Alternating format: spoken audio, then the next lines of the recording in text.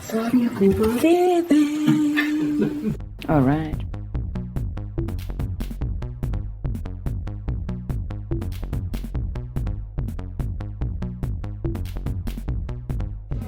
You are one of the artists that I have always wanted to present in a wider scale in Finland, and since the 90s there hasn't been publication, so we have a huge young generation of comic enthusiasts who maybe don't know your work that well, so I'm really honored and happy to have you here.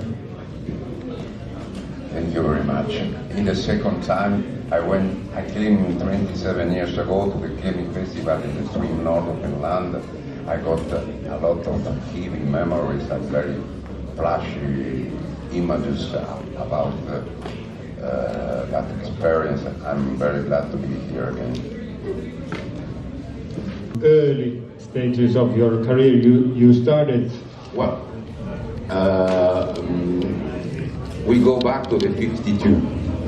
That Gilbert Shelton was talking about his impression about mud, that flash that was in that exploded in the mind of the young people in the United States at that moment. In the 52, in the same year, I was exposed to the excellence of Héctor Oesterheldin, Hugo Pratt, doing together Sergeant Kirk, in the Mestareista magazine, weekly magazine of that whole era of the commercial, very high quality comics. I don't like so much the word comics. I will use from now on historietas is the name that we used to give to our obsession. Narrative drawings, sequential art, graphic novel, literature dessinée. But in that same year, the Sergeant Kirk was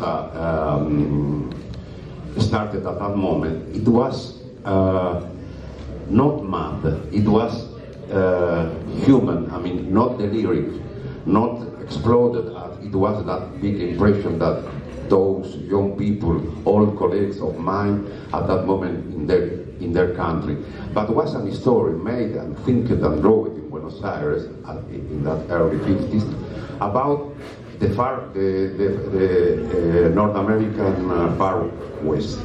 The Sergeant Kirk was a sergeant of the United States Army that escaped from this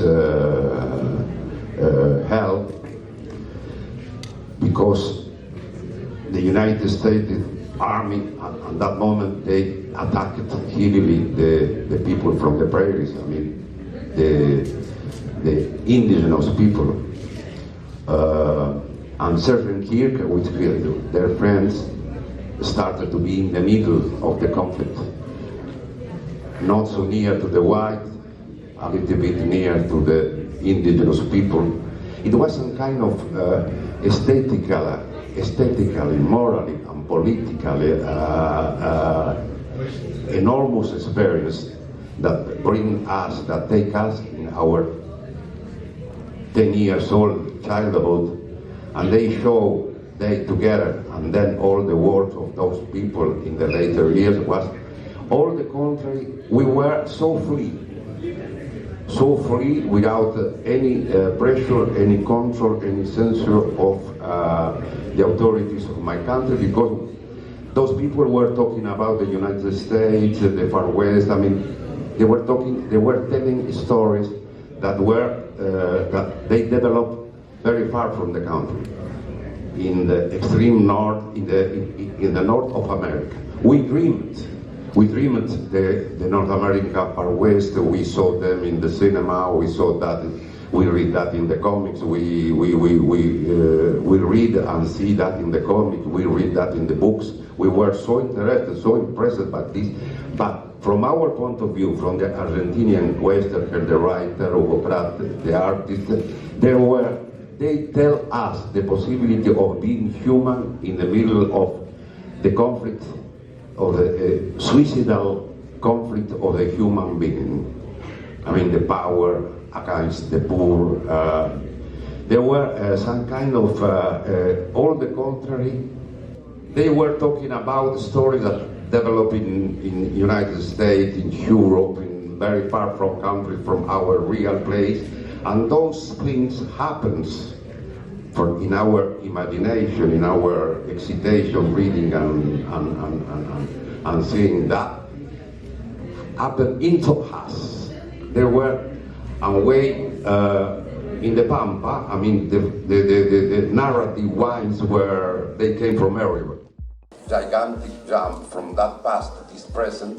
Alexiner, Joyce Barr, all the North American stories that we make were linked in a way to our double